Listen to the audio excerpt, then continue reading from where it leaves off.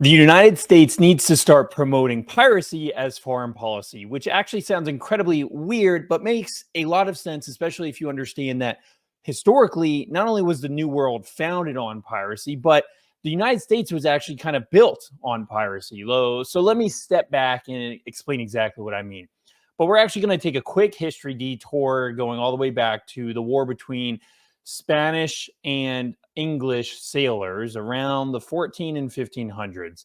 But before we get into the history lesson, guys, if you want more of my crazy theories, weird content where I talk about new ideas to engage in foreign policy, politics, warfare, and especially on the local level, all things Florida, make sure you subscribe and give me a follow. So, one interesting fact is throughout history, things are dynamic, and especially Western civilization. So, the fall of Constantinople is actually what triggered the exploration era within Europe. So, you had all this trade going through Constantinople to India and China. And of course, when the Ottomans overthrew Constantinople, those trade links were now cut off. So over time, all those experienced sailors like the Genoese and the Venetians actually had to shut down operations, leaving a lot of sailors now without any work. So what did they do? They took their skills to some of the only coastal areas where they could further kind of use those expertise to explore. And that was Portugal, Spain, and of course, England and France. Now, the primary was, of course, at first Portugal. And that is one of the reasons why Portugal became such a Goliath when it came to seafaring and trade, especially in the globe. However, Spain soon took that over, and that's where Christopher Columbus comes in, and actually he ends up discovering the New World. And so that's kind of how the fall of Constantinople and the discovery of the New World are linked, is because of shipping and trade.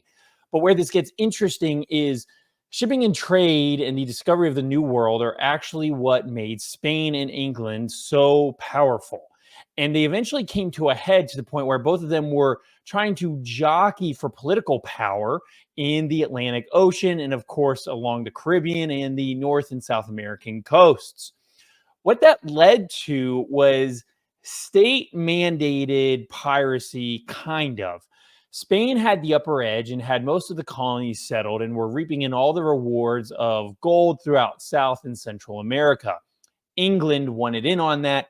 So England kind of played this weird deal where Elizabeth said to certain people like Sir Francis Drake, who of course is one of the most infamous pirates in all of history, that, hey, you can go and start raiding these Spanish ships, but to be clear, I'm going to condemn you. I'm not going to say that you're linked at all with the English Empire. And in fact, I'm going to make it look very kind of like you're on your own, but you can dock in our ports. We won't try to imprison you. You can go do your own thing. And a lot of it was personal for Francis Drake for multiple of reasons. He hated the Spanish, so he was happy to do this. This is actually what slowly over time got the Spanish and English into war. And it ended up, of course, being the death of the Spanish Armada. And there were multiple fights between the English and the Irish, which the Spanish backed the Irish, and then the Spanish and the Dutch, which the English backed the Dutch.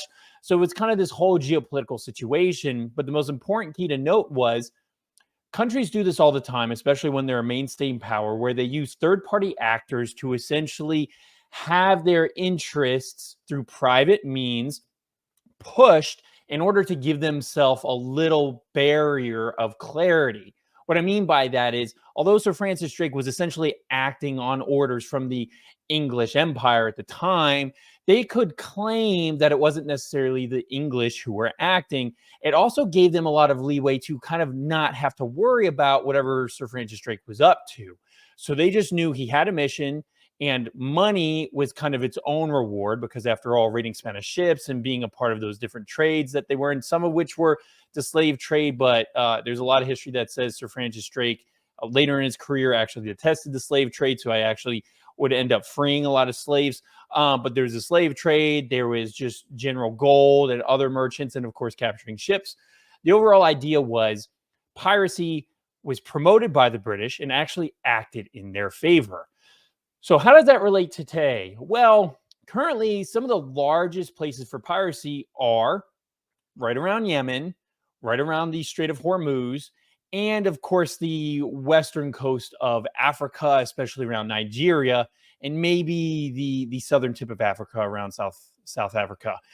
So these pirates today actually aren't as threatening as they were back in the day of Sir Francis Drake. We're talking now transportation vessels are humongous, and these pirates are not operating warcraft like ships like Sir Francis Drake had. But we're seeing this interesting dynamic to the point where currently the United States Navy, is the only reason why we have trade throughout the world. The seas of the world are protected by the world policeman, and that is us. That is the United States, but that is dying. The world order that was built post 1945 is slowly crumbling. I can't guarantee when that will be, but we're seeing the effects of it. Anytime you see something in the South China Sea, anytime you see something in international waters, especially around Venezuela, Cuba, or even the Mediterranean, those are all kind of mini tests over whether the United States is still willing to be the world policeman of the oceans. So as the United States power declines, and there's a lot of studies over our naval preparation, our naval readiness, and even our class of nuclear submarines that we're retiring, the Ohio class over time, which isn't too good. There's a lot of factors pointing to the fact that we may be returning to a time where the seas are kind of more open, where there is no policeman. And certainly the recent raid of Houthi rebels upon American, Israeli, and what might also be Russian trading ships right outside the coast of Yemen, using cheap drones, suicide drones, and cheap missiles to start targeting cargo ships, and even military ships, is an indicator that the United States may be losing control of the seas. And of course, these are some of the most important strategic choke points in the world. But one way to look at it is hey, if we are losing control, if the United States no longer wants to or has the ability to maintain the global world order infrastructure, such as allowing for free and fair trade throughout the global seas, how can we actually benefit from that? And what does this look like from a warfare strategy perspective when you have competitors like China, who more than us actually need these open seafaring ways? In fact, one could say that the United States subsidizes the world, but especially China, when it comes to trade. The Chinese are able to use routes all along the world to be one of the largest exporters in the world, all due to the U.S. military's guarantee of safety of trade. But if that goes away, what are the Chinese going to do? Further, what if that goes away because the United States simply says, well, we're not going to always enforce these trade agreements. We're not always going to enforce this protective layer of the sea anymore because we're just tired of it. What can the U.S. do as a foreign policy action to maybe take on different enemies without actually taking them on? Hopefully by now you've gotten the hint. It's piracy. And so what does piracy actually look like? It's kind of tricky, and I'm not entirely sure how the United States would do this. In a lot of ways, we already do this through third-party actors like the Blackwaters of the world, where we have private contractors that go in the Middle East and aren't bound by government restrictions and government reporting. So they're allowed to kill people without the U.S. saying that they were formally involved. This is why the Russians were using those private state actors, or I guess I would just call them private actors, in Russia to fight most of the Ukrainian war, because they could say those actions are not necessarily a part of the Russian state, even though we know that they are. But the key here is this. What does the world look like if the United States decides that we're going to actually start giving over some of our older Navy vessels, not to other countries, but to Americans who just want to explore the sea? What if we allow them to learn how to operate guns, boats, missiles, submarines? What does that look like? What does it look like if a private company actually gets access to a frigate, or actually gets access to something that could be in a carrier fleet? Right now, of course, these ships are huge. They take a lot of staff, but if it's a small cruiser, especially if it's an older, smaller cruiser, maybe that wouldn't be so bad. And just one cruiser has enough firing power to screw up a lot of things in trade. We're seeing that right now with the Houthis, who are simply a third world country using cheap missiles and cheap drones. You don't need much. And so if the United States were to lose control of the global seas, we could actually benefit off of this if we take the right approach.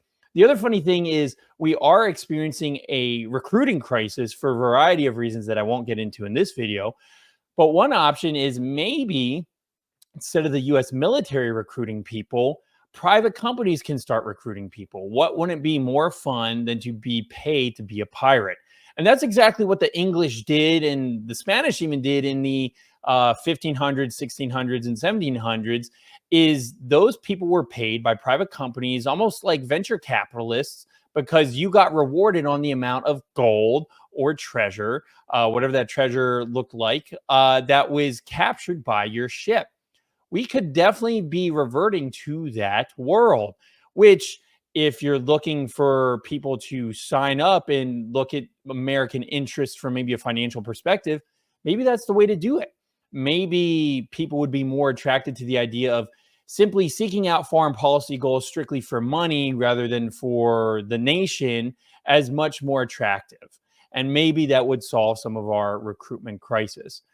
But certainly the idea here is this: in true warfare and in true strategy, you have to be flexible. And there's a balance between, when you're the top dog, like the United States is, maintaining the world order because it's in your favor and also potentially letting it go. And right now, the entire world benefits a lot, actually, from the US maintaining the current world order, at least when it comes to the oceans. Of course, you see people like the Chinese army gripe and moan over the fact that the South China Sea is theirs, and we have aircraft carriers and cruisers and frigates always going through there. But in reality, they're also not too incredibly upset. And that is because we guarantee that they are able to export their goods all around the world without having to be worried about pirates, because our military navigates the world. So it's a give and take relationship. But if we go ahead and we say we are no longer going to commit to protecting the seas, we might as well benefit from it. And we might as well be using the same strategies that not only the ancestors of the United States have done, but what other countries are potentially doing today. It gets hard and it gets complicated just because now it's a lot easier to maneuver a wooden ship with sails than it is an entire, cruiser with complicated weaponry and guns. But certainly that knowledge gap can be filled, and maybe it's something that should actually be filled. There's a lot of different ways that citizens could get involved in some unique and creative ways, especially as the United States world order begins to crumble.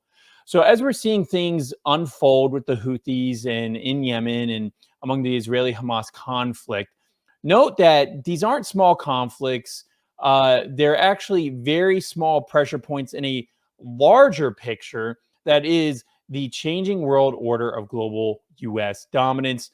And all of these little pins and pricks and little factors that are going on are just indicators of the future to come. And if these are indicators of the future to come, we should be prepared and be looking at outside the box creative strategies to maintain our own sovereignty and our own independence while being strategic about the new world we might be in.